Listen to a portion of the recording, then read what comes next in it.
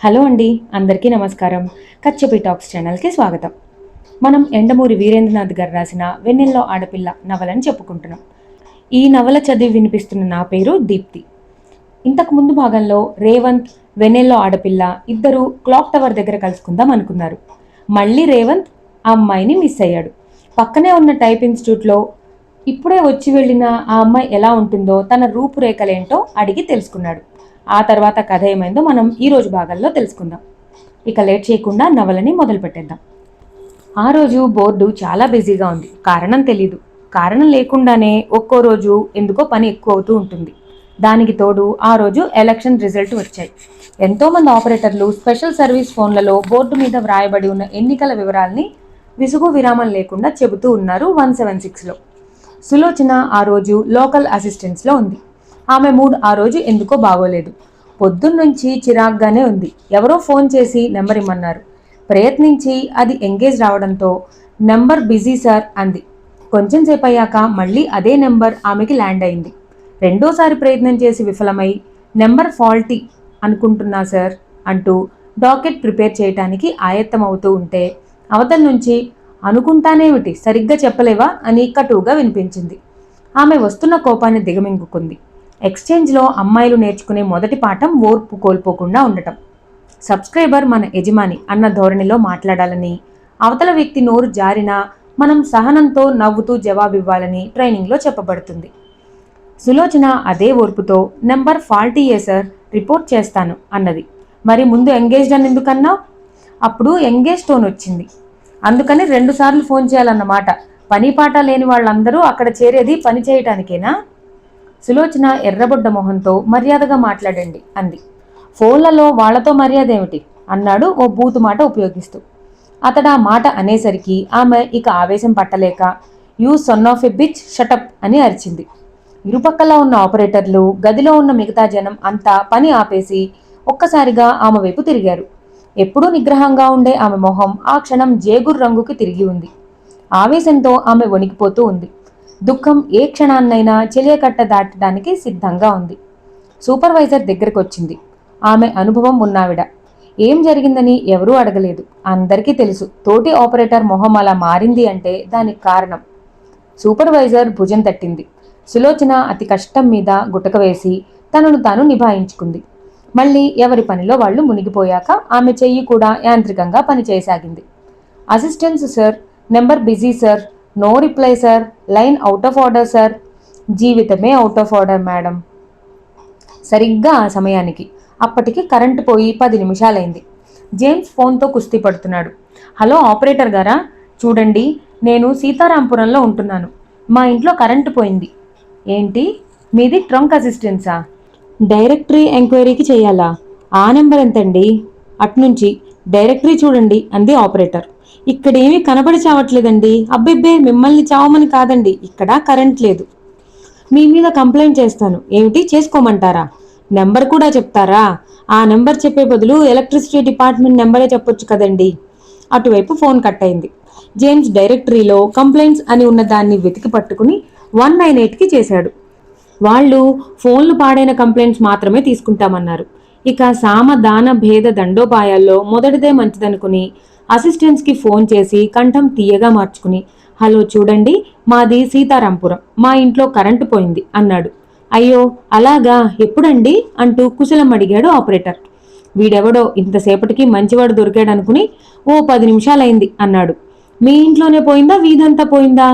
ఆ వీధి తాలూకు ఎమ్మెల్యేలా యోగక్షేమం కనుక్కున్నాడు. మా ఒక్కింట్లోనే పోయింది. సీతారాంపురం కరెంట్ ఆఫీస్ నెంబర్ కావాలా మీకు? అవునండి. 197 డైరెక్టరీకి ఎంక్వైరీ చేసి అడగండి అని ఓ సలహా పారేసి ఫోన్ పెట్టేశాడు. అవతల వైపు ఎదురుగా ఉంటే లాగి తందామన్నంత కోపం వచ్చింది జేమ్స్కి. బూతులు తిట్టుకుంటూ 197కి చేశాడు. టెలిఫోన్ డిపార్ట్మెంట్లో పనిచేసేవాళ్ళు మాటల అతివృష్టి అనావృష్టితో బాధపడుతూ ఉంటారు కాబోలు. హలో, నాకు సీతారాంపురం సబ్స్టేషన్ నెంబర్ ఇస్తారా అని 197 ఆపరేటర్ని అడిగాడు చిరాగ్గా. ఒక్క నిమిషం సార్ అంటూ ఆపరేటర్ వెతికి మర్యాద నిండిన కంఠంతో ఆ నెంబర్ చెప్పింది. మనసులోనే ఆమెను మెచ్చుకుంటూ ఆ నెంబర్కి చేశాడు. Hello Sitarampuram substation? అదే అని అవతల నుంచి వినిపించింది. చూడండి, మా ఇంట్లో కరెంటు పోయింది, ఇంటి నెంబరు అని చెప్పబోతూ ఉంటే సార్ లేరు, ఇంటికెళ్లారు అన్నాడు. ఎలక్ట్రిసిటీ డిపార్ట్మెంట్ వాళ్ళు రాత్రిపూట ఆఫీసుల్లో ఉండకుండా ఇళ్లకు వెళ్తే ఫ్యూజ్ ఎవరేస్తారు? ఏమో నాకు తెలియదు సార్, వాళ్ళనే అడగాలి. మరి నువ్వెవరివి? సీతారాంపురం వాటర్ వర్క్ స్టేషన్లోని ప్యూన్ని. ఓ ఫైర్ ఇంజిన్ నిండా పెట్రోల్ తీసుకెళ్లి టెలిఫోన్ ఎక్స్చేంజి కాల్ చేద్దామన్నంత కోపం వచ్చింది. ఈసారి 199కి ఫోన్ చేశాడు. నిమిషం గడిచింది. 2 నిమిషాలైంది. ఫోన్ మోగుతూ ఉంది, కానీ ఎంతసేపటికి అటువైపు నుండి ఎవరూ ఎత్తలేదు. అతడు రిసీవర్ విసిరి కొట్టబోతూ ఉంటే ఆపరేటర్ లైన్లోకి వచ్చి హలో అంది. ఫోన్లో ఇతరుల సంభాషణలు వినబడుతున్నాయి. జేమ్స్ గొంతు పగిలిపోయేలా 5 నిమిషాల నుంచి రింగ్ అవుతున్నా ఒక్కరూ ఎత్తరేం, చచ్చారా మీరందరూ అని అరిచాడు. మాకేం 1000 చేతులు లేవు, ఒక్కసారి ఇక్కడికొచ్చి చూడండి ఎలా పనిచేస్తున్నామో అని అంత విసురుగాను వినిపించింది. జేమ్స్ గతుక్కుమన్నాడు. టెలిఫోన్ వాళ్ళు అలా విసుక్కోవటం కొత్త. అతడి కంఠంలో సంస్కారం ఉంది. మంచి ఇంగ్లీష్లో సంస్కారయుతంగా సభ్యతగా మాట్లాడే అబ్బాయిలంటే ఆపరేటర్లకే ఇష్టమే. అందువల్ల అతడికి ఇప్పటి వరకు ఈ అనుభవం కాలేదు. అయినా అతడు గతుక్కుమంటానికి కారణం అవతల నుంచి వినబడిన కంఠంలో విసుగు కాదు, ఆ కంఠం, అది అతడికి తెలుసు. హలో మీరా అన్నాడు. ఎవరు? నేను మొన్న మీకు మాలిషస్ కాల్ కోసం ఫోన్ అబ్జర్వేషన్లో ఎలా పెట్టాలి అని అడిగి వివరాలు సంపాదించిన వాణ్ణి. సులోచన ఆశ్చర్యపోయి, నేనే అప్పుడు మీకు ఆ వివరాలు అన్నీ చెప్పింది అని ఎలా గుర్తుపట్టారు అని అడిగింది. ఫ్రీక్వెన్సీని బట్టి కంఠం గుర్తుపట్టడం నాకు తెలుసు. చాలా గొప్ప ఆర్ట్ అది. Thank you. మీ పేరు? సులోచన అంటూ డిస్కనెక్ట్ చేసింది. అంతకు ముందు జరిగిన సంభాషణ ప్రభావం నుంచి ఆమె సర్దుకుంది. నిజానికి అవి కొత్త కాదు. కొత్తలో చాలా బాధగా ఉండేది. అనుభవం రాటు తేల్చింది. ఆమె మరో అరగంట పనిచేసి డ్యూటీ పూర్తి చేసింది. రిలీవర్కి బోర్డు అప్పజెప్పి బయటకొచ్చి లాకర్లోంచి పుస్తకాలు తీసుకుని లిఫ్ట్ వైపు నడవబోతూ ఉంటే ఎక్స్క్యూజ్ మీ అని వినపడింది. ఆమె తల తిప్పి చూస్తే 30 ఏళ్ల యువకుడు అటు వస్తూ సులోచన గారు అన్నాడు సందిగ్ధంగా. నేనే. గుడ్ ఈవినింగ్, నా పేరు జేమ్స్, రమ్మన్నారుగా వచ్చేశాను. ఆమెకి అర్థం కాలేదు. అతడి వైపు అయోమయంగా చూసింది. మాకేం 1000 చేతులు లేవు, ఒక్కసారి ఇక్కడికొచ్చి చూడండి ఎలా పనిచేస్తున్నామో అన్నాడు ఆమె కంఠాన్ని అనుకరిస్తూ. ఆమెకి నవ్వొచ్చింది. మీరా అన్నది. రేవంత్ ఫోన్లో ఇలా అంటున్నాడు. మీరా పక్కనే ఉండి నన్నంత దూరం రప్పించడంలో ఉద్దేశం ఏమిటి? నేనెంత వేగంగా డ్రైవ్ చేసుకుంటూ వచ్చానో తెలుసా? అంత వేగంగా వచ్చినా మీరు కనబడలేదంటే ఇది కేవలం నన్ను ఫూల్ని చేయడానికే. ఇలా అయితే నేను కాదు కదా, మిమ్మల్ని బ్రహ్మదేవుడు కూడా పట్టుకోలేడు. దయచేసి నా సమయం వృధాపరచకండి కోపంగా అన్నాడు. నేను చెప్పానుగా, మీతో దాగుడు మూతలు ఆడటం నా ఆశయం కాదని. మీకు రీజనబుల్గా హింట్స్ ఇస్తూనే వచ్చాను. కనుక్కోలేకపోతే అది నా తప్పు కాదు. ఏమిటి ఇచ్చారు? మీ ఇల్లు ఆ క్లాక్ టవర్ దగ్గరలోనే. నేను ఇంత దూరం నుంచి వచ్చేసరికి మీరు వెళ్ళిపోయారు. ఇదేం పందెం? నేనెక్కిన టాక్సీ వాడిని మీ దగ్గరికి వెళ్ళమని చెప్పాను. వాణ్ణి మీరు ఎందుకు అడగలేదు? ఆ అమ్మాయి ఎక్కడ దిగిందిరా అని అడిగి ఉంటే వాడు నేను ఉండే లొకాలిటీ చెప్పి ఉండేవాడు. అంతకు ముందే మా ఇంటి ఫోన్ నెంబర్ తాలూకు హింట్ ఇచ్చి ఉన్నాను నేను. ఆ రెండూ కలిపి అన్వయించుకుంటే మీకు నెంబర్ పూర్తిగా అర్థమయ్యి ఉండేది. రేవంత్ దెబ్బతిన్నాడు. అయినా సర్దుకుని తనంతను సమర్థించుకుంటూ, ఏమో టాక్సీ డ్రైవర్కి మీరు అబద్ధం చెప్పమన్నారేమో అన్నాడు. అది వేరే సంగతి, కానీ మీరు అసలు అతడినేమీ అడగలేదుగా. మీరు టైప్ ఇన్స్టిట్యూట్లో ఉన్నారనే అక్కడికి పరిగెత్తాను. అది తొందరపాటు. ఒకవేళ టైప్ ఇన్స్టిట్యూట్లోనే నేను ఉండుంటే అక్కడి నుంచి పారిపోనుగా. ముందు దొరికిన డ్రైవర్ని వదిలిపెట్టి 2 ఇన్ ద బుష్ కోసం అక్కడికి ఎందుకు వెళ్లారు? డ్రైవర్ని అసలు మీరు ఒక్క ప్రశ్న కూడా అడిగే అవసరం లేదు. మీరు బయలుదేరే ముందు మిమ్మల్ని ఓ ప్రశ్న అడిగాను, జ్ఞాపకం ఉందా? అక్కడ వర్షం పడుతుందా అని. లేదన్నారు. మీరు పరిశీలనగా నేనొచ్చిన టాక్సీని చూసి ఉంటే అది వర్షంలో తడిసి ఉండటం కనిపించి ఉండేది. ఆ చిన్న జల్లు ఈ లొకాలిటీలో ఎక్కడ పడిందో కనుక్కోవటం మీకు పెద్ద కష్టం కాకపోయి ఉండేది. దాంతో ఆ డ్రైవర్ నిజం చెబుతున్నాడో అబద్ధం చెబుతున్నాడో తెలుసుకోవటం సులభమయ్యేది. ఇలా ఆలోచించటం మానేసి అనవసరంగా టైప్ ఇన్స్టిట్యూట్లోకి పరిగెత్తారు. అతడు సిగ్గుపడుతున్నట్టు, నేనింత లోతుగా ఆలోచించలేదు అన్నాడు నిజాయితీగా ఓటమి ఒప్పుకుంటూ.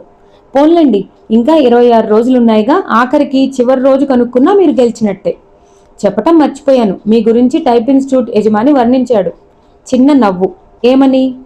దేవకన్యకి తక్కువ లెవెల్లో లేదు ఆ వర్ణన. ఆమె కొంచెంసేపు మౌనం వహించి నెమ్మదైన కంఠంతో అన్నది. నేను మిమ్మల్ని డిసప్పాయింట్ చెయ్యనని అనుకుంటున్నాను రేవంత్ బాబు. నాకు మిమ్మల్ని వెంటనే చూడాలనుంది. ఇంకా 26 రోజులు ఆగాలి. ఈ లోపల మీరు కనుక్కుంటే సరే సరే. అన్నట్టు మర్చిపోయాను, మీకు ఉత్తరాలు రాస్తానన్నానుగా, ఈరోజే ఒక ఉత్తరం రాసి పోస్ట్ చేశాను. వారానికి ఉత్తరం చొప్పున ఇంకా 3 ఉత్తరాలు. ఈ లోపల నేను కనుక్కోలేకపోతే కనుక్కోగలరనే ఆశిద్దాం. రేవంత్ పట్టుదలగా, నాకున్న తెలివితేటలన్నీ ఉపయోగించి మిమ్మల్ని కనుక్కుంటాను. ఓడిపోతే అది వేరే సంగతి అన్నాడు. ఆమె నవ్వింది. ఈ ప్రపంచంలో తెలివితేటలున్న వాళ్ళు చాలామంది ఉన్నారు. కానీ తెలివితేటలతో పాటు సమయస్ఫూర్తి, తార్కిక జ్ఞానం ఉన్నవాళ్లు చాలా తక్కువ. అమ్మాయిలు కోరుకునేది ఆ రెండోది ఉన్న బాయ్ ఫ్రెండ్స్ని. తలతిక్కగా ఆలోచించే అబ్బాయిలంటే అమ్మాయిలకు ఎంతో ఇష్టం. ఈ విషయం చాలామంది అబ్బాయిలకి తెలియదు. నాకు అర్థం కాలేదు అన్నాడు రేవంత్. ఉదాహరణకి ఒక ఇంటి కప్పు మీద 10 కాకులు కూర్చుని ఉన్నాయి. ఒకడు తుపాకీ పేల్చి ఒకదాన్ని చంపాడు. ఎన్ని కాకులుంటాయి కప్పు మీద? ఏమీ ఉండవు, ఎగిరిపోతాయి అన్నాడు రేవంత్ చప్పున. అది మామూలు వాళ్ళు చెప్పేది. ఒకటి ఉంటుంది, చచ్చిపడిన కాకి. అది కొద్దిగా తెలివైనవాడు చెప్పేది. 9 ఉంటాయి.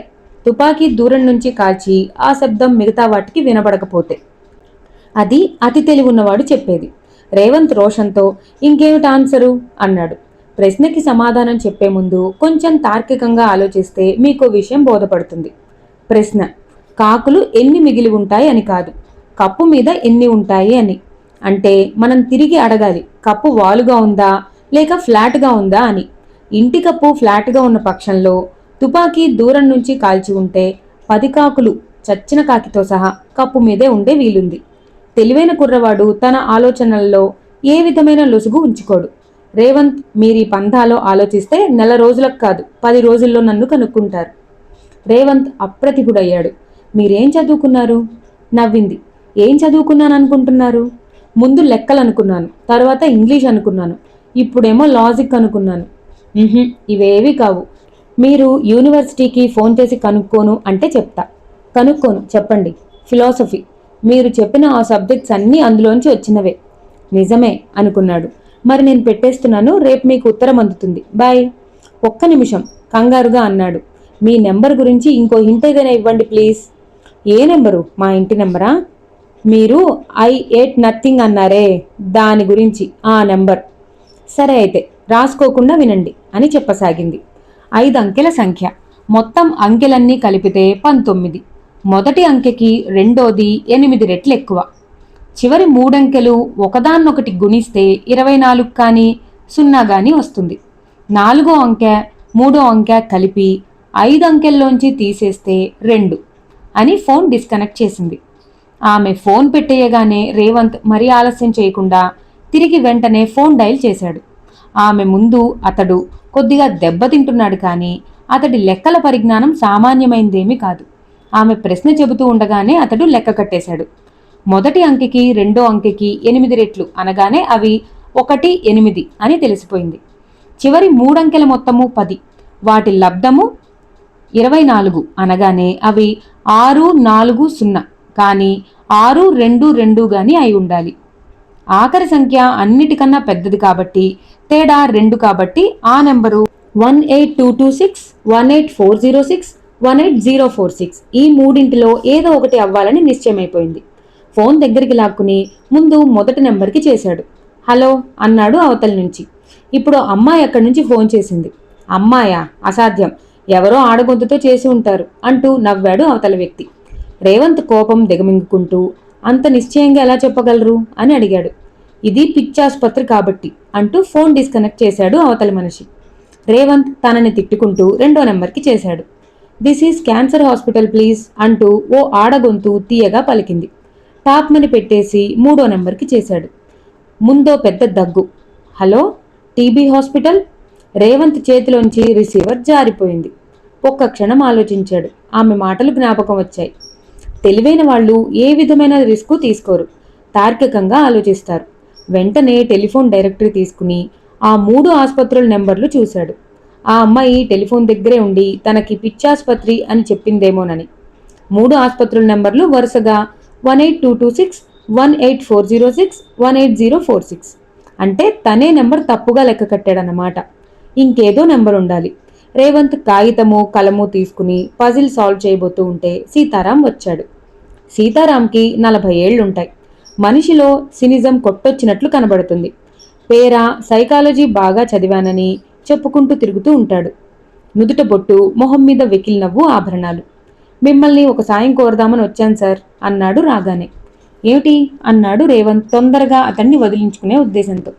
మీరు రాసిన పుస్తకం మీరేమీ అనుకోకపోతే నాకు అంకితం ఇవ్వాలి. రేవంత్కి ఒక్క క్షణం అర్థం కాలేదు. అతడు చెబుతున్నది అర్థమయ్యాక మరింత అసహ్యమేసింది. రేవంత్ తన అనుభవాలు, తనకి తెలిసిన విషయాలు క్రోడీకరించి చదరంగం ఆడటం ఎలా అని ఒక పుస్తకం ఇంగ్లీష్లో రాశాడు. ఒక ప్రముఖ సంస్థ దాన్ని ప్రచురిస్తుంది. ఇప్పుడు సీతారాం దాన్ని తనకి అంకితం ఇమ్మని అడగటానికి వచ్చాడు. రేవంత్ అతి కష్టం మీద తనని తను కంట్రోల్ చేసుకుని, చూడు సీతారాం, అంకితం అనేది ఇష్టమైన వ్యక్తులకి ఆప్యాయంగా ఇచ్చేది, అంతేకాని అడిగి పుచ్చుకునేది కాదు. నాకు మరింత కోపము అసహ్యము పుట్టి తిట్టక ముందే ఇక్కడి నుంచి వెళ్ళు అన్నాడు. మీరు నలుగురికి తెలిసిన వాళ్ళు, మీలాంటి వాళ్ళు కాస్త నా గురించి రాస్తే నాకు గుర్తింపు వస్తుంది, బీదగా నవ్వుతూ అన్నాడు సీతారాం. చిన్న చిన్న ఆర్టికల్స్ రాస్తూ ఉంటాడతను. కీర్తికాంక్ష ఎక్కువ. రేవంత్ ఓర్పుతో, చేతిలో కళ అంటూ ఉంటే గుర్తింపు ఎప్పటికైనా వస్తుంది, అంతేకాని ఇలా అంకితాలు అడిగి తీసుకోవటం వల్ల రాదు, ఇంక వెళ్ళు అన్నాడు.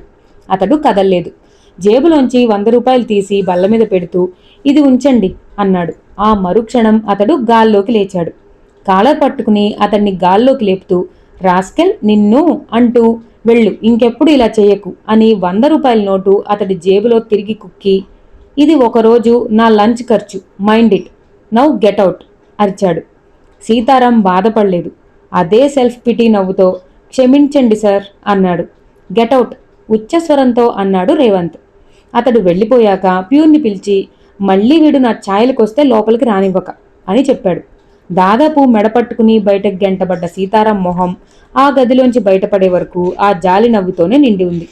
గడప దాటగానే నవ్వు మాయమై వికృతంగా మారింది. ఒకసారి తల తిప్పి రేవంత్ గదివైపు చూశాడు. తల పంకించి బయటకు వెళ్ళిపోయాడు.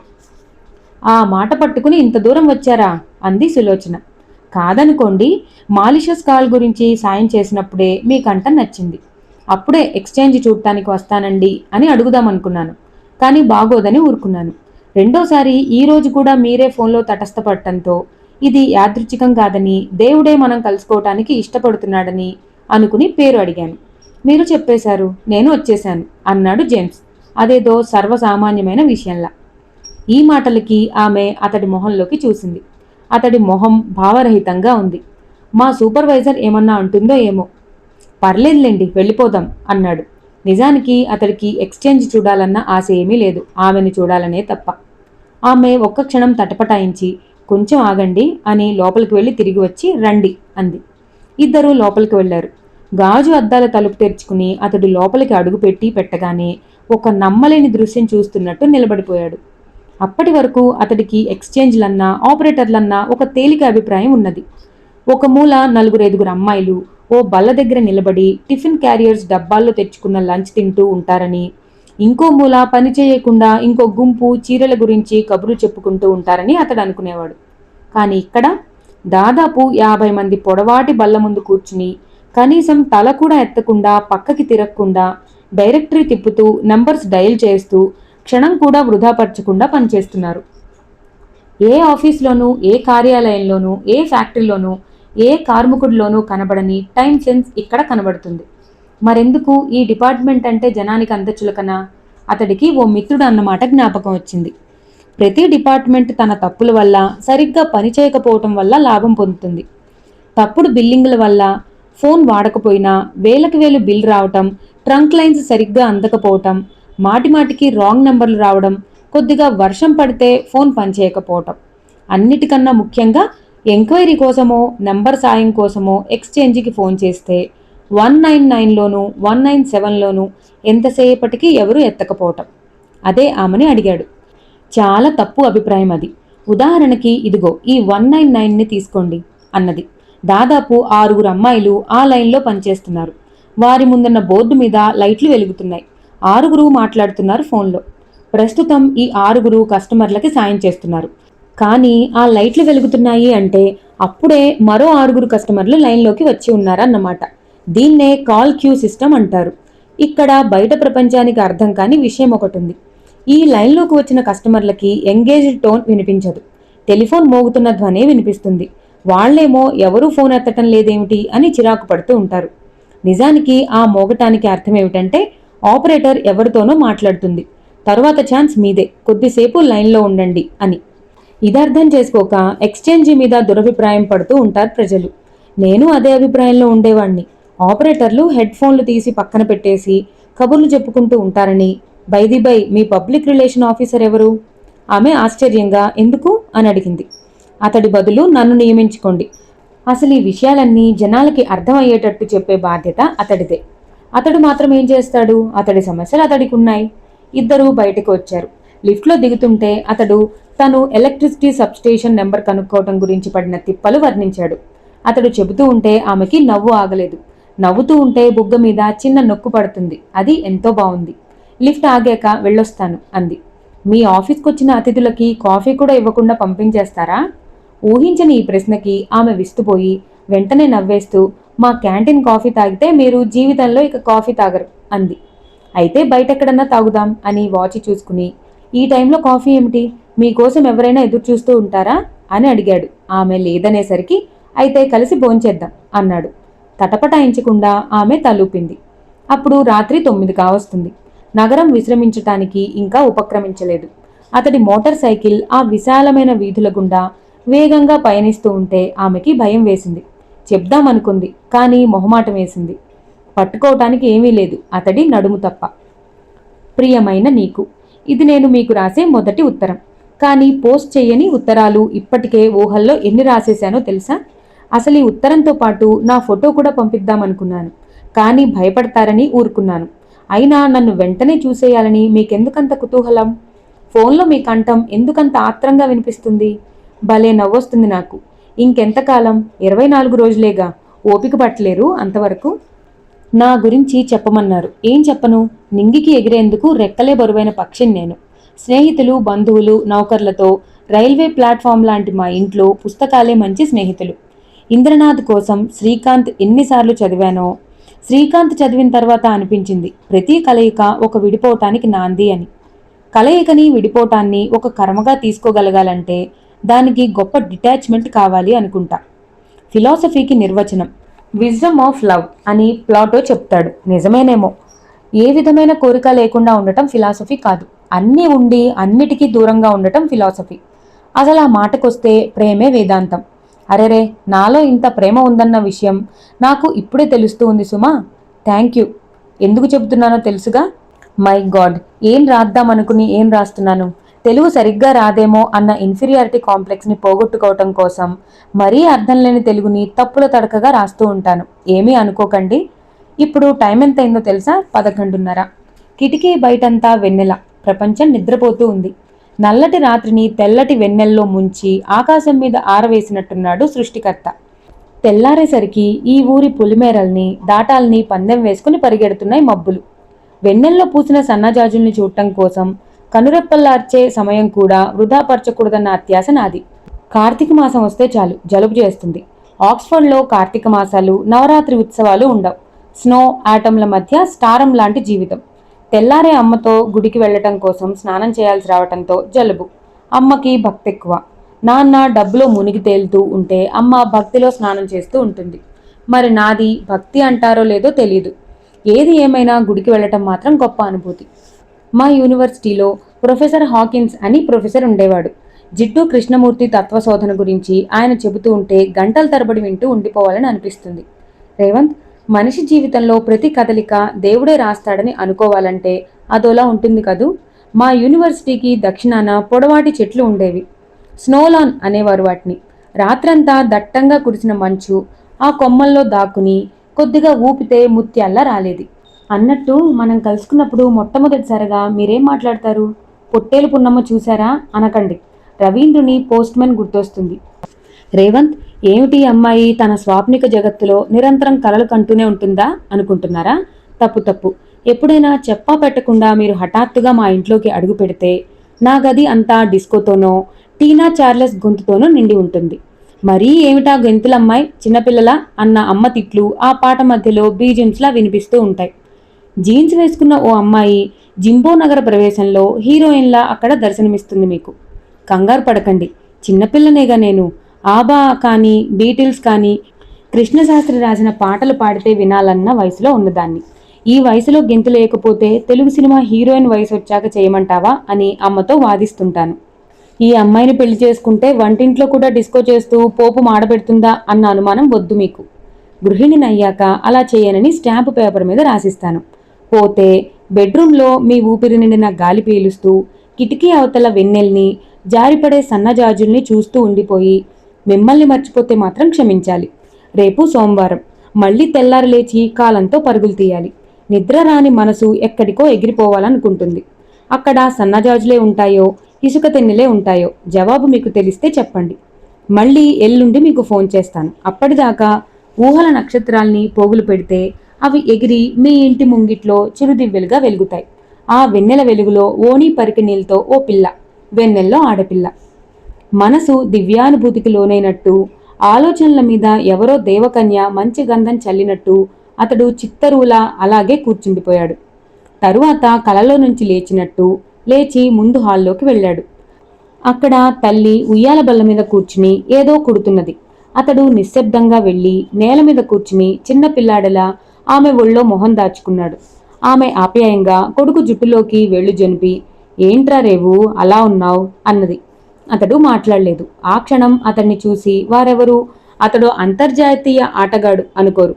10 ఎత్తుల ముందే ఎదుటివాడి ఆటని పసిగట్టగల సమర్థుడు అంటే ఎవ్వరూ నమ్మరు. అంతవాడు ఈ క్షణం తల్లి చీర కొంగులో మొహం దాచుకుని జ్ఞాపకాల తీయటి అశాంతిని నెమరు వేసుకుంటున్నాడు. ఆ అశాంతి శరీరం తాలూకుదేమోనని భ్రమపడి ఆమె, ఒళ్ళు బాగానే ఉంది కదరా రేవుడు అంది కంగారుగా. ఆమె అతన్ని మాటిమాటికి రేవుడు అని పిలవడంతో అతడు ఉక్రోషం చెంది, నాకీ పేరు పెట్టిందెవరమ్మా అన్నాడు రోషంతో, తన ప్రేమ సంగతి తాత్కాలికంగా మర్చిపోయి. అప్పట్లో ఎవరికి సంతానం కలిగినా మీ మేనత్తే కదరా పేరు పెట్టేది అంది ఆవిడ. రేవంత్ మేనత్త రచయిత్రి. ఇప్పటికీ పుంఖానుపుంఖాలుగా రాస్తుంది. కానీ కొత్త రచయిత్రులు వచ్చాక ఆవిడవి వేసుకోవడం మానేశారు ఎడిటర్లు, పబ్లిషర్లు. డిమాండ్ తగ్గిపోయిన రోజుల్లో నేను పుట్టి ఉంటానమ్మా. ప్రపంచం మీద కసంతా ఇలా నా మీద తీర్చుకుని ఉంటుంది అన్నాడు. అసలేమైందిరా? రేవంత్ అంటే ఏమిటో తెలుసా? ఏమిటి? గుర్రాలకు ట్రైనింగ్ ఇచ్చేవాడు.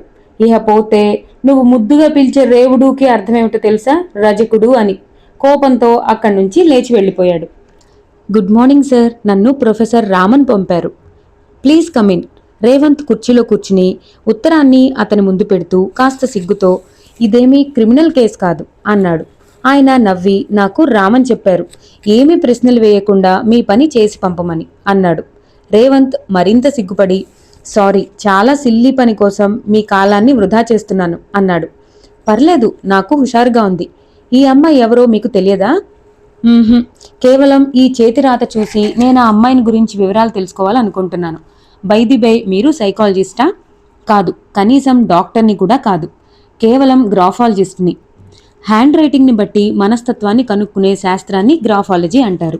ఇది ఎవరైనా నేర్చుకోవచ్చు, హాబీగా పెంపొందించుకోవచ్చు కూడా. ప్రొఫెసర్ రామన్ చెప్పారు. నాకైతే ఇలాంటి టెక్నిక్స్ ఉన్నాయని కూడా తెలీదు అంటూ ఆ అమ్మాయి రాసింది అందించాడు. ఆయన నవ్వి, రేపు రండి, ఎనలైజ్ చేసి ఉంచుతాను అన్నాడు. రేవంత్ మరుసటి రోజు వెళ్లేసరికి 2 పేజీల టైప్ మ్యాటర్ ఆయన అందించాడు. రేవంత్ ఆశ్చర్యంగా, ఒక చిన్న లెటర్ ఆధారంగా ఇంత సైకో అనాలిసిస్సా అన్నాడు ఆ కాగితాలు అందుకుంటూ. ఉత్తరం తెలుగులో ఉంది కాబట్టి కొంచెం తక్కువ పరిశోధనే సాధ్యమైంది. ఇంగ్లీష్ అయితే ఇంకా ఎక్కువ వివరణ ఇచ్చుండేవాణ్ణి. చేతిలో కాగితం వంక చూస్తూ, ఇదంతా నాకు నమ్మశక్యం కాకుండా ఉంది అన్నాడు. చేతి రాత చూసి ఒక్క మనస్తత్వాన్నే కాదు, ఫ్యామిలీ గురించి కూడా చెప్పవచ్చు. అక్షరాల సైజు, ఫుల్ స్టాప్ పెట్టే విధానం, వాక్య నిర్మాణం, అన్నిటికన్నా ముఖ్యంగా ఉత్తరం పూర్తి చేసి చివర్లో సంతకం పెట్టేటప్పుడు కనపడే విసుగు, మర్చిపోయిన ఒత్తులు, కొమ్ము దీర్ఘాలు భావాన్ని వెలిబుచ్చే విధానం, ఉత్తరం మొదలుపెట్టినప్పుడు రాసినంత గుండ్రంగా చివరి వరకు అక్షరాలున్నాయా లేదా అన్నది, ఇవన్నీ మనకి సాయపడతాయి. మీరొక వ్యక్తి గురించి అతడితో 5 సంవత్సరాలు స్నేహం చేసి కనుక్కున్న దాన్ని అతడు రాసిన ఒక్క ఉత్తరపు చేతిరాత సాయంతో కనుక్కోవచ్చు. అంతగా డెవలప్ అయింది ఈ సైన్స్. నాకు ఈ ఆర్ట్ నేర్చుకోవాలనుంది అన్నాడు రేవంత్. ముందు ప్రేమలో విజయం పొందండి, గ్రాఫాలజీదేముంది హ్యాండ్ షేక్ ఇస్తూ అన్నాడు ఆయన. అసలే మీరు బిడియస్తులు, ఆ అమ్మాయిని నెగ్గుకు రాగలరా? రేవంత్ తలమునకలయ్యేంత ఆశ్చర్యంతో, నేను బిడియస్తుండని మీకెలా తెలిసింది అని అడిగాడు. విజిటింగ్ స్లిప్ మీద మీరు మీ పేరు రాశారుగా, సొంత దస్తూరితో ఆ మాత్రం ఇన్ఫర్మేషన్ చాలు మీ గురించి తెలుసుకోవటానికి. అదే గ్రాఫాలజీ అన్నాడు ఆయన నవ్వుతూ. మీ గురించి నాకు చాలా తెలిసిపోయింది. ఏం తెలిసింది? మీ అభిరుచులు, మీకేమేమి ఇష్టాలో అది, క్యారెక్టరైజేషను అంతా ఎలా తెలిసిందబ్బా? అది మాత్రం చెప్పను. పోనీ ఏం తెలిసిందో చెప్పండి. అతడు ఆమె గురించి తయారు చేయబడిన ఆ 2 పేజీల వివరణని ఫోన్లో చెప్పాడు. సునిశితమైన రిపోర్ట్ అది. ఆమె వ్యక్తిత్వం గురించి, ఫ్రాంక్నెస్ గురించి, దయాగుణం గురించి, జీవితంలో ఉన్న ప్రాక్టికాలిటీ, ఫ్రెండ్స్తో ప్రవర్తన వగైరా అన్నిటి గురించి వివరణ అతడు ఇచ్చేసరికి ఆమె దిగ్భ్రమ చెంది, ఇదంతా మీరెలా కనుక్కున్నారు అని అడిగింది. అతడు కొద్దిగా గర్వం నిండిన కంఠంతో, మీలా నేనెవర్నో ముందు తెలుసుకుని గూఢచారుల్ని నియమించి 2 నెలలు కష్టపడి మాత్రం కాదు అన్నాడు. ఆమె బతిమాలుతున్నట్టు, చెప్పరు ప్లీజ్ అంది ఉద్విగ్నత నిండిన కంఠంతో. దాంతో అతడు మరీ బెట్టు చేస్తూ, అబ్బా ఆశ, మీ గురించి మీరేం చెప్పారు గాని నేను మాత్రం ఇదంతా ఎలా కనుక్కున్నానో ఎందుకు చెప్పాలి అన్నాడు. సరే, మా ఇంట్లో నన్ను ఏమని పిలుస్తారో చెప్తాను గాని మీరు ఇది చెప్పండి అంది రాజీకి వస్తూ. గుడ్ అనుకుని గ్రాఫాలజీ అన్నాడు. మై గాడ్, అదా అంది. అంత ఆలోచన నాకు రాలేదు సుమా. ఇప్పుడు చెప్పండి మీ ముద్దు పేరు. ఒక కాగితము కలము తీసుకోండి. తీసుకున్నాడు. ఒక కోడిగుడ్డు ఆకారంలో 26 చుక్కలు పెట్టుకుంటూ పోండి. ఏదో ఒక చుక్క దగ్గర 3 అన్న అంకెను వేయండి. క్లాక్ వైజ్ డైరెక్షన్లో ఆ చుక్క తర్వాత 12 చుక్క మీద 4 అంకె, తరువాత ఒక చుక్క వదిలేసి 5 అంకె వేయండి. వేశాను అన్నాడు. జాగ్రత్తగా వినండి. 5 అక్షరాల ఇంగ్లీష్ పేరు నాది. మొదటి అక్షరం మీకు తెలుసు, ఆర్. రెండో అక్షరం కూడా చెప్పేస్తున్నాను, అది ఏ. ఇక మిగిలిన 3 అక్షరాల గురించి హింట్ ఇస్తాను. మీరు 26 చుక్కలు పెట్టారు కదా, ఏదో ఒక చుక్క దగ్గర ఏ పెట్టి వరుసగా BCDలు అలా Z వరకు రాసుకుంటూ పోండి. ఒక్క చుక్క దగ్గర 3 అన్న అంకె వేశారు కదా, ఆ చుక్క దగ్గర ఏ అక్షరం వస్తే అది నా పేర్లో 3వ అక్షరం. అలాగే 4, 5 అక్షరాలు అదే వరుసలో ఉంటాయి. మీరు కనుక్కోవలసిందల్లా ఏ చుక్క దగ్గర నుంచి ఏ ప్రారంభించాలి అన్నది. అది కనుక్కుంటే అంతా తెలిసిపోయినట్టే. Good luck. ఇది అన్యాయం అన్నాడు రేవంత్ కంగారుగా. ఇలా మీ పేరు కనుక్కోవాలంటే నేను 27 కాంబినేషన్స్ వెయ్యాలి. అది లెక్కల పండితుడు చేసేది. కొంచెం కామన్ సెన్స్ ఉన్నవాడు చాలా సులభంగా కనుక్కోగలడు దాన్ని అని. రేవంత్ బాబు, మీకు విషయం చెప్తాను వినండి. మీకున్న అద్భుతమైన తెలివితేటలతో పాటు రవ్వంతా ఇన్ఫీరియారిటీ కాంప్లెక్స్ కూడా ఉన్నదేమో అనిపిస్తుంది. అనవసరంగా మీరు మీ స్నేహితుల సాయం తీసుకుంటున్నారు.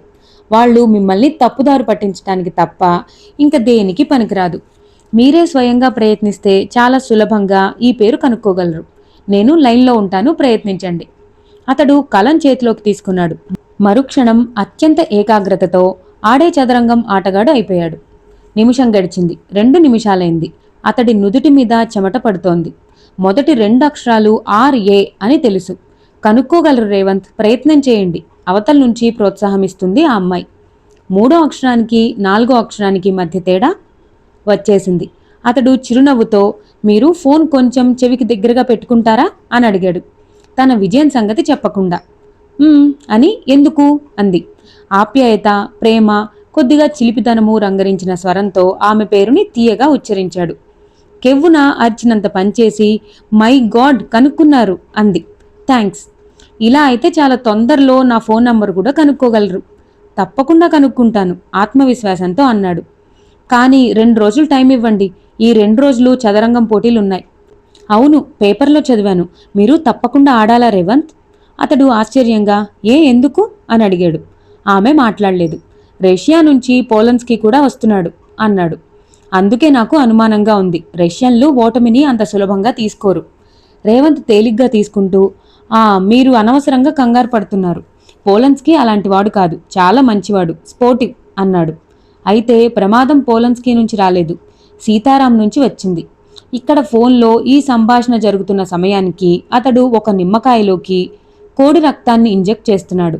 ఆ తర్వాత ఆ కాయలోకి ఒక గుండు సూది గుచ్చాడు. అతడి మొహం నిండా వికృతమైన కసి, పగ, ద్వేషం నిండి ఉంది. పోలన్స్కీ మంచివాడే కావచ్చు, కానీ అమెరికన్ మ్యాగజైన్ ది గేమ్ అన్న పత్రికలో పడిన వ్యాసం చదివారా అన్నది ఆమె. రేవంత్ ఆ వ్యాసం చదివాడు. రష్యన్లకి బుద్ధి చెప్పిన భారతీయుడు అన్న హెడ్డింగ్తో పడిన వార్త అది. ది గేమ్ అన్న పత్రిక ఎల్లో జర్నల్ లాంటిది. ఇష్టం వచ్చినట్లుగా రాసింది. అన్ని క్రీడా రంగాల్లోనూ యూరోపియన్ దేశంగా చలామణి అయ్యే రష్యా చదరంగంలో ఆసియన్ ఛాంపియన్షిప్ కోసం ఎందుకు ప్రయత్నించింది? కేవలం చదరంగంలో తాము మకుటం లేని మహారాజులమని నిరూపించుకోవటం కోసమేనా? అందుకే ఈ పోటీలని మాస్కోలో నిర్వహించకుండా ఆసియాలో ఉన్న ఉజ్బెకిస్తాన్లో నిర్వహించినట్టు కనబడుతుంది. రష్యన్ల చౌకబారు ఎత్తులకు బుద్ధి చెప్పిన భారతీయుడు ఆటగాడిని ది గేమ్ అభిమానిస్తూ ఉంది. రేవంత్ దీని గురించి పట్టించుకోలేదు. కానీ పోలన్స్కి ఒక రష్యన్ పత్రికకి ఇచ్చిన ఇంటర్వ్యూ అతన్ని ఆకర్షించింది. విలేకరి అతన్ని అడిగాడు, ఒకానొక దశలో మీరు చాలా సులభంగా రేవంత్ని గెలిచే స్థితిలో ఉన్నారు, కానీ ఎలా ఓడిపోయారు? ఎలాగూ గెలవబోతున్నాను కదా అని కొంచెం నిర్లక్ష్యంగా ఆడాను. పోలన్స్కి నిజాయితీగా సమాధానం ఇచ్చాడు. కానీ ప్రత్యర్థి ఏ ఎత్తు వేస్తాడా అన్న విషయాన్ని 10 ఎత్తుల ముందే గ్రహించగలరని మీకు పేరున్నది. అలాంటిది 4 ఎత్తుల్లో ఎలా ఓడిపోయారు? చెప్పానుగా, ఓవర్ కాన్ఫిడెన్స్. అతడి మినిస్టర్ ఓడిపోతుందనుకున్నాను. అది కాక టైం రన్అట్ అయిపోతుంది మరొక వైపు. కానీ మీ ఆట కేవలం రూక్తో కట్టబడింది. మిస్టర్ పోలన్స్కి, అది మీరు చిన్నతనంగా భావించటం లేదా? ఆ క్షణం నాకేమీ తోచలేదు. ఆ పత్రిక అదే హెడ్డింగ్తో ఆ క్షణం నాకేమీ తోచలేదు అని పెట్టిన ఇంటర్వ్యూని ప్రచురించింది. రేవంత్ని చివర్లో పొగిడింది కూడా. రేవంత్ అది జ్ఞాపకం వచ్చి నవ్వుకున్నాడు. ఏమిటి మౌనంగా ఉన్నారు? ఏదో ఆలోచిస్తున్నాను. నేను చెప్పిన విషయం గురించేనా? అవును. ఎందుకో ఏదో జరగబోతూ ఉందని నా మనసు చెబుతూ ఉంది అందామె. పోలన్స్కీతో ఈసారి ఆడటం తప్పించుకోవటానికి వీల్లేదా? అంతా అయిపోయిన తర్వాత ఇప్పుడెలా కుదురుతుంది అన్నాడు రేవంత్. పోలన్స్కీ అప్పుడే ఇండియన్ మాస్టర్స్ హాసన్, రవిశేఖర్, ఆరన్లతో వరుసగా కలకత్తా, ఢిల్లీ, ముంబైలలో ఆడి ఇక్కడికి వస్తున్నాడు. ఇక్కడి మాస్టర్స్ అయిన నేను, ప్రభాకర్ ఆడాలి. మాలో గెలిచిన వాళ్లతో అతడు ఆడతాడు.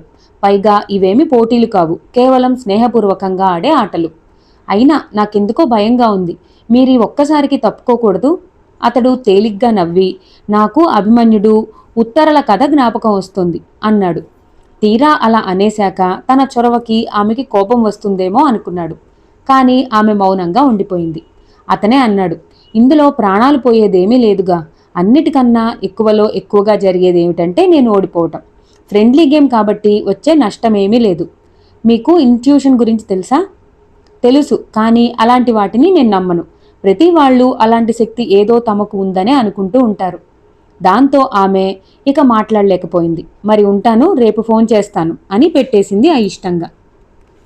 విశాలమైన హాలు. రేవంత్ వెళ్లేసరికి అక్కడ ఏర్పాట్లు జరిగి ఉన్నాయి. అతడు వెళ్లిన 10 నిమిషాలకి పోలన్స్కి వచ్చాడు. రేవంత్తో కరచాలనం చేసి స్నేహపూర్వకంగా నవ్వాడు. అంతలో ప్రభాకర్ కూడా అక్కడికి వచ్చాడు. అతడెప్పుడూ సీరియస్గా అజీర్తి రోగిలా ఉంటాడు. పోలన్స్కీని మాత్రం పలకరించి ఊరుకున్నాడు. రేవంత్ టేబుల్ దగ్గరికి నడిచాడు. చదరంగంలో టాస్ వేయటం ద్వారా గానీ, చేతిలో పావు పట్టుకోవడం ద్వారా గానీ ఎవరూ ముందు ఎత్తువేయాలా అన్న నిర్ణయం జరుగుతుంది. ప్రభాకర్ నాణెం ఎగురవేశాడు. హెడ్ అన్నాడు రేవంత్. టైల్ పడింది. ప్రభాకర్ తెల్లపావుల వైపు కూర్చున్నాడు. స్టాప్ వాచీలు ప్రారంభమయ్యాయి. పోలన్స్కీ జాగ్రత్తగా రేవంత్ ఆటని గమనించసాగాడు. ప్రభాకర్ కింగ్ పాన్ని 2 గళ్ళు ముందుకు జరిపాడు. రేవంత్ వెంటనే క్వీన్ పక్కనే ఉన్న బిషప్ పాన్ని ముందుకు జరిపాడు. ప్రభాకర్ నైట్ని ముందుకు జరపగానే రేవంత్ పెదవుల చిరునవ్వు వెలిసింది. అతన్ని సిసిలియస్ డిఫెన్స్లో కొట్టగలిగేవాళ్లు ఎవరూ లేరు. అలాగే బర్డ్ ఓపెనింగ్లో కూడా. సిసిలియస్ డిఫెన్స్లో అతడు అఖండుడు. ఈ ప్రభాకర్ కోరి కోరి తన చేతికి అస్త్రాన్ని ఇస్తున్నాడు. రేవంత్ నైట్ని ముందుకు జరిపాడు. ప్రభాకర్ సిగరెట్ వెలిగించి అగ్గిపెట్టని చేతివేళ్ల మధ్య తిప్పసాగాడు. అతడు ఇలాంటి చౌకబారు ట్రిక్స్ ప్రయోగించడంలో ప్రసిద్ధి. ఎదుటి వ్యక్తి ఏకాగ్రతని దెబ్బతీయటం కోసం సిగరెట్ పొగని రింగులుగా వదలటం వగైరా చేస్తూ ఉంటాడు. రేవంత్ దాన్ని పట్టించుకోనే లేదు. తరువాత ఎత్తు గురించి ఆలోచించసాగాడు. 2:30 గంటలు గడిచేసరికి బల్ల మీద సగం పావులు ఖాళీ అయ్యాయి. కానీ అప్పటికే ప్రభాకర్ ఆట అడ్వాంటేజీగా ఉంది. బిషప్తో రేవంత్ తాలూకు నైట్ని, రూక్తో బిషప్ని పిన్ చేశాడు. చూసేవాళ్లకి అతడు గెలిచేటట్టే ఉన్నాడు. అది పైకి కనపడేది మాత్రమే. రేవంత్ 2 రూక్స్ని కోల్పోయాడు. అయినా అతడు గుర్రాల్ని నడిపించటంలో ప్రావీణ్యం కలవాడు. అతడి నైట్స్ 2 శత్రు శిబిరంలో ప్రవేశించి విధ్వంసకాండని ప్రారంభించాయి. తన పాన్స్ని వదులుకోవడం ద్వారా నైట్ని ముందుకు తీసుకువెళ్లటం అతని ప్రత్యేకత. అతడి ఒక్క నైట్ నన్నా చంపాలని ప్రభాకర్ శతవిధాలా ప్రయత్నం చేస్తున్నాడు. సాయంత్రం 5 కావస్తుంది. చదరంగంలో రోజు చివరిలో ఆఖరి ఎత్తు వెయ్యరు. అలా వేస్తే ప్రత్యర్థికి ఆ రాత్రంతా ఆలోచించుకోవడానికి టైం ఉంటుంది. అందువల్ల ఆఖరి ఎత్తు కాగితం మీద రాసి కవర్లో పెట్టి సీల్ వేసి రెఫరీకి ఇస్తారు. మరుసటి రోజు ఆ ఎత్తు నుంచి ఆట ప్రారంభమవుతుంది. రేవంత్ బిషప్తో పాన్ని తిన్నాడు. ఆఖరి ఎత్తు ఆ రోజుకి తనదవ్వాలని ప్రభాకర్ ఆశ. రూక్ ముందుకు జరిపి రేవంత్ తాలూకు బిషప్ని తీసేసి గర్వంగా రేవంత్ మొహంలోకి చూశాడు. అయితే రేవంత్ మొహంలో అతను ఆశించినట్టు ఓటమి కనబడలేదు. కాగితం మీద ఏదో రాసి కవర్లో పెట్టి రెఫరీకి ఇచ్చాడు. బల్లవైపు చూసిన ప్రభాకర్కి ఏదో అనుమానం వచ్చింది. తను రూక్ని జరిపే తొందరలో మినిస్టర్ని చూసుకోలేదు. రేవంత్ వేయబోయే ఎత్తు తెలిసిపోయింది. రేవంత్ నైట్ని వెనక్కి తీసుకువచ్చి తన రాజుకి మంత్రికి ఫోర్క్ వేస్తాడన్నమాట. దాంతో తన పని ఆఖరు, మంత్రిని వదులుకోవాలి. నుదుటి మీద పట్టిన చెమట్ని తుడుచుకుంటూ ప్రభాకర్ తలెత్తేసరికి హాల్ అంతా ఖాళీగా కనిపించింది. కనీసం సానుభూతి చెప్పటానికైనా ఒక్కడు మిగల్లేదు. నీరసంగా లేవబోతూ హాల్లో ఒక మూల ఒంటరిగా నిలబడి తన వైపే చూస్తున్న వ్యక్తిని గమనించాడు. అతడు సీతారాం. చూశారా మీరు? అనవసరంగా కంగారు పడ్డారు. చాలా సులభంగా గెలవబోతున్నాను రేపు. ఇంట్లో బెడ్రూమ్లో పక్క మీద బోర్లా పడుకుని అతడు ఆమెతో మాట్లాడుతున్నాడు. తప్పు ఒప్పుకుంటున్నట్టు, సారీ, నేను అనవసరంగా కంగారు పడ్డట్టున్నాను అన్నది. పర్లేదు అన్నాడు. ఇంతకీ నాకు రెండో ఉత్తరం ఎప్పుడు రాస్తున్నారు? ఉత్తరమా? చూస్తుంటే మీకు నన్ను కలుసుకోవటం కన్నా ఆ ఉత్తరాలు చదవటంలోనే ఎక్కువ ఉత్సాహం కలుగుతున్నట్టుందే. అవును, నిజమే అన్నాడు. నేనెన్ని ఊహలు అల్లుకుంటున్నానో తెలుసా? ఈ లోపల 3 వారాలు గడిచిపోతాయి. చదరంగంలో నాదో ప్రత్యేకమైన టెక్నిక్. చివరి వరకు ఓడిపోతున్నట్టు ప్రత్యర్థికి నమ్మకం కలిగించి చివర్లో దెబ్బ కొట్టడం. మిమ్మల్ని అలాగే గడువు లోపలే కనుక్కోగలను అనుకుంటున్నాను. కానీ నేను మీ ప్రత్యర్థిని కాన్ రేవంత్. ఎంత తొందరగా కలుసుకుంటే అంత ఎక్కువగా మీ తెలివితేటల పట్ల నాకు నమ్మకం ఏర్పడుతుంది. కానీ మీరు మీ లాజిక్తో నన్ను కన్ఫ్యూజ్ చేస్తున్నారు. లాజిక్ లేకుండా ఉట్టి మ్యాథమెటిక్స్ చెప్పండి, 1/2 నిమిషంలో చేస్తాను. నిజమా? పందెం. అయితే మా స్నేహితురాలి ఫోన్ నెంబర్ చెప్తాను. 5 అంకెల సంఖ్య. ఒక అంకెని అదే అంకెతో హెచ్చవేస్తే వచ్చే నెంబర్ అది. పర్ఫెక్ట్ స్క్వేర్ అన్నమాట. అదే. ఇంకో హింట్ ఏమిటంటే ఆ సంఖ్యలో మొదటి అంకె స్క్వేరు, చివరి అంకె స్క్వేరు కలిపితే మధ్య అంకె వస్తుంది. ఇందులో ఏ లాజిక్, కామన్ సెన్స్ లేదు అంది. ఆమె మాట పూర్తి కాకుండానే రేవంత్ 101 × 101 = 10201 అన్నాడు. ఆమె విస్మయం ధ్వనిస్తున్న కంఠంతో, మై గాడ్, అంత తొందరగా ఎలా కనుక్కున్నారు అని అడిగింది. రేవంత్ కాలర్ సర్దుకుని, చూశారా మరి అన్నాడు. కంగ్రాచులేషన్స్, ఇంత తొందరగా లెక్క కట్టి చెప్పేస్తారు అనుకోలేదు అంది. మీకు నా తెలివితేటల పట్ల చాలా తేలికైన అభిప్రాయం ఉన్నట్టుందే అన్నాడు. పందెం కట్టి చెప్తున్నాను, ఏ లెక్కైనా మీకన్నా తొందరగా నేను చేయగలను. కానీ ఏ అమ్మాయి అయినా తన మొగుడు కొద్దిగా కామన్ సెన్స్ ఉన్నవాడు, తొందరపాటు లేనివాడు అయి ఉండాలని కోరుకుంటుందే తప్ప లెక్కల మాస్టర్ అవ్వాలని కోరుకోదుగా. మిమ్మల్ని చేసుకుంటే వంకాయల కిలో ధరకి స్క్వేర్ రూట్ పచ్చిమిరపకాయల 100 గ్రాముల ధర అనేటట్టున్నారు అని నవ్వేసి ఫోన్ పెట్టేసింది. రేవంత్ మొహం ఎర్రబడింది. అంతలో ఒక అనుమానం వచ్చింది. తొందరపాటు లేనివాడు అని ఎందుకన్నది? తాను తొందరపడి చెప్పాడా నెంబరు? ఫోన్ దగ్గరికి లాక్కుని 10201కి ఫోన్ చేసి హలో అన్నాడు. Super fine hair cutting salon sir అని వినిపించింది. రేవంత్ టక్కున ఫోన్ పెట్టేశాడు. మళ్ళీ కాగితము కలము తీసుకుని జాగ్రత్తగా లెక్క కట్టాడు. అలాంటి అర్హతలున్న మరో సంఖ్య 110 × 110 = 12100 వచ్చింది. దానికి డయల్ చేశాడు. ఎస్ ప్లీజ్ అంది అవతల నుంచి ఓ అమ్మాయి. రేవంత్ తాపీగా, కంగారు పడకుండా, మిమ్మల్ని డిస్టర్బ్ చేస్తున్నందుకు క్షమించండి మేడం. మేము పెనున్సులా ప్రొడక్ట్స్ నుంచి మాట్లాడుతున్నాం. మీకు అభ్యంతరం లేకపోతే ఒక 2 నిమిషాలు స్టాటిస్టిక్స్ తీసుకుంటాము. మీరు మాకు సాయం చేస్తారని ఆశిస్తున్నాము ఇంగ్లీష్లో అన్నాడు. ఇలా ఫోన్లో ఇంటర్వ్యూ చేసే పద్ధతి విదేశాల్లో ఈ మధ్య అమలుపరుస్తున్నారు. మీకు ఏ వివరాలు కావాలి? 18-22 సంవత్సరాల మధ్య వయసున్న అమ్మాయిలు మీ ఇంట్లో ఎవరైనా ఉన్నారా? వాట్? కోపంగా వినిపించింది. కోపగించుకోకండి మేడం, కేవలం మా వస్తువుల అమ్మకం పెంచుకోవటం కోసమే ఈ వివరాలు సేకరిస్తున్నాం. అలాంటి అమ్మాయిలు ఎవరైనా ఉన్నారంటే వాళ్ళ అభిరుచులు ఏమిటో కనుక్కోవటమే మా ఆశయం. దానికి తగినట్టుగా మా వస్తువుల ఉత్పత్తిలో మార్పు తెచ్చుకుంటాం. ఇలాంటివి పర్సనల్గా వచ్చి అడిగితే బాగోదని ఫోన్లో అడుగుతున్నాం. దయచేసి మా కోరికని అర్థం చేసుకోండి అన్నాడు ఓపిగ్గా. ఎంత కథ అల్లవలసి వచ్చిందిరా భగవంతుడా అనుకుంటూ. అందుకే ఫోన్లో అడుగుతున్నారా? అవును మేడం, మర్యాద నిండిన కంఠంతో అన్నాడు. పర్సనల్గా అడగలేనివి అంటున్నారు, కొంపతీసి మమ్మల్ని ఇబ్బంది పెట్టే ప్రశ్నలు అడుగుతారా? అల్లరిగా అంది అవతల నుంచి. అబ్బెబ్బే, అలాంటి ప్రశ్నలు అడగం మేడం. కేవలం బొట్టు, రంగులు, మొహానికి వాడే క్రీములు, వాటి వివరాలు అడుగుతాం. దయచేసి మీ ఇంట్లో ఆ వయసున్న అమ్మాయిలు ఎంతమంది ఉన్నారో చెప్తారా? ఒక్కరే ఉన్నారు, నేనే మాట్లాడుతున్నాను. Thank you madam. నువ్వు నీ స్నేహితుల గురించి చెప్పు, నేను నీ గురించి చెప్తాను అన్నాడు కవి. మీ అభిరుచుల గురించి చెప్పే ముందు మీ స్నేహితురాళ్ల గురించి చెప్పండి. మీకు విదేశాల్లో కానీ విదేశాల్లో చదువుకుని వచ్చిన వారు కానీ స్నేహితులు ఉన్నారా? ఒక్కరున్నారు, మొన్నే ఆక్స్ఫర్డ్ నుండి వచ్చింది. రేవంత్ గుండెలు వేగంగా కొట్టుకుంటూ ఉంటే, ఆ అమ్మాయి పూర్తి పేరు, అడ్రస్సు చెప్తారా అని అడిగాడు. ఎందుకు? అలా విదేశాల్లో చదివిన అమ్మాయిల టేస్ట్ ఏమిటో తెలుసుకోవాలని. పూర్తి పేరు కావాలా? Yes madam. అడ్రస్ కూడా? అవును, ఆత్రంగా అన్నాడు. ఆమె ఫోన్ ఎవరికో అందించిన ధ్వని. చెప్పండి, నేనే మాట్లాడుతున్నాను. మీకేం వివరాలు కావాలి? నేను పెట్టుకున్న బొట్టు రోజ్, మొహానికి ఎల్లప్పుడూ పాండ్స్ క్రీమ్నే వాడతాను. రేవంత్ జావకారిపోయి, మీరక్కడే ఉన్నారా అని అడిగాడు. నవ్వి, మీకు కామన్ సెన్స్ మరీ ఎక్కువ అని తెలుసు, అందుకే జాగ్రత్తలో ఉన్నాను. అయినా మన కాంట్రాక్ట్ ప్రకారం నేను కనుక్కోమన్నప్పుడే కనుక్కోవాలి తప్ప మాట వరసకి అన్న మాటలు పట్టుకుని వెతుక్కుంటూ రాకూడదు, అవునా అంది. అవును అన్నాడు నీరసంగా జవాబు చెప్పి ఫోన్ పెట్టేశాడు రేవంత్. మరుసటి రోజు పొద్దున్నే 10ంటికి రేవంత్ ఆట జరిగే స్థలానికి చేరుకున్నాడు.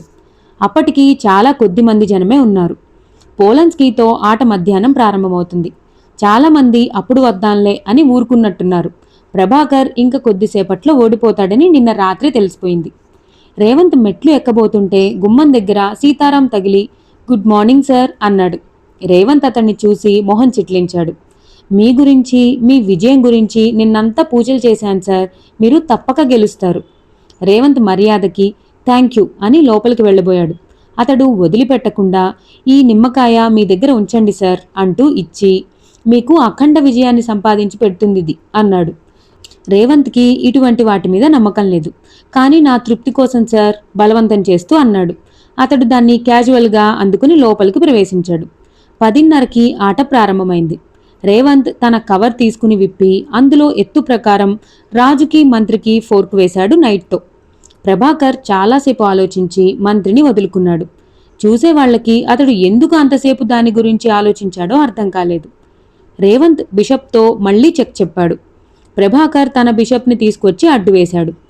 ఇతడికేమైనా మతిపోయిందా అనుకుంటున్నారు చూసేవాళ్లు. అసలు మంత్రి పోగానే రిజైన్ చేయవలసిన ఆట ఇంకా ఎందుకు ఆడుతున్నాడో తెలీదు. రేవంత్ అతడి బిషప్ని కూడా తిని మళ్లీ చెక్ చెప్పాడు. ప్రభాకర్ తల 2 చేతుల్లో పట్టుకుని పావులకేసి చూస్తూ కూర్చున్నాడు. గడువు పూర్తి కావస్తోంది. అందరూ అతడి వైపే చూస్తున్నారు. ఉన్నట్టుండి అతడు లేచి, నాకేదో అవుతుంది అన్నాడు. ఎవరికీ అతడు చెబుతున్నది అర్థం కాలేదు. ప్రభాకర్ తల పట్టుకుని, నన్ను ఎవరో హిప్నటైజ్ చేస్తున్నారు, నాకు ఏం ఎత్తువేయాలో తెలియటం లేదు అన్నాడు. కొందరు అప్పుడే రేవంత్ వైపు అనుమానంగా చూడసాగారు. చాలామంది ఉత్సాహంగా ఏం జరగబోతుందా అన్నట్టు దగ్గరకొచ్చారు. రెఫ్రీ కల్పించుకుని, మిస్టర్ ప్రభాకర్, మీరలా నెపం వేయటానికి వీల్లేదు. మీరు ఆట కొనసాగించని పక్షంలో ఓడిపోయినట్టు ప్రకటించవలసి వస్తుంది, జాగ్రత్త అని హెచ్చరించారు. రేవంత్ ఇంకా షాక్ నుండి తేరుకోలేదు. ప్రభాకర్ వైపే అయోమయంగా చూడసాగాడు. ప్రపంచ పోటీల్లోనే ఈ ఆరోపణ తప్పనిసరి అయినప్పుడు తనెంత? ప్రభాకర్ రేవంత్ వైపు చూస్తూ, నేను ఎత్తువేయబోయే టైంకి అతడేదో మంత్రాలు చదువుతున్నాడు, లేకపోతే అంత మూర్ఖంగా బిషప్ని ఎలా తీసుకువస్తాను అన్నాడు. ఆ చివరి మాట మాత్రం నిజమే. చదరంగంలో ఏమాత్రం పరిచయం ఉన్నవాడైనా కాపు లేకుండా ఆ ఎత్తు వేయరు. అయితే నిజంగా రేవంత్ ప్రభావం వల్లే అతడు అలా ప్రవర్తించాడా? ఎద్దు ఈనిందంటే దూడని కట్టేయమనే జనం మనవాళ్లు. రేవంత్ని జవాబు చెప్పమన్నట్టు చూశారు. రెఫరీ మాత్రం టైం రన్అవుట్ అవుతుంది ప్రభాకర్ అని హెచ్చరించాడు. తనింక ఆడనన్నట్టు ప్రభాకర్ లేచి నిలబడ్డాడు. రేవంత్ కూడా లేచాడు. ప్రభాకర్ చూపు రేవంత్ ప్యాంటు ఫ్రంట్ జేబు మీద పడింది. అదిగో అదేమిటి అని అరిచాడు. అందరూ అటు చూశారు. జేబు ఎత్తుగా ఉంది. ఒక్క క్షణం రేవంత్ కూడా తన జేబులో ఏమిటో అర్థం కాలేదు. అప్రయత్నంగా బయటకు తీశాడు, ఏమిటో చూద్దామని. అది నిమ్మకాయ. గుండు సూది గుచ్చబడి ఉంది. మధ్యలో ఎర్రగా ఉన్నది. రెఫరీ కూడా ఒక్క క్షణం అప్రతిభుడయ్యాడు. ఇదంతా రెప్పపాటులో జరిగిపోయింది. విలేకరులు టెలిప్రింటర్ల మీద ఈ వార్త పంపడం కోసం నోటు పుస్తకాల్లో రాసుకుని అక్కడి నుంచి పరిగెత్తసాగారు.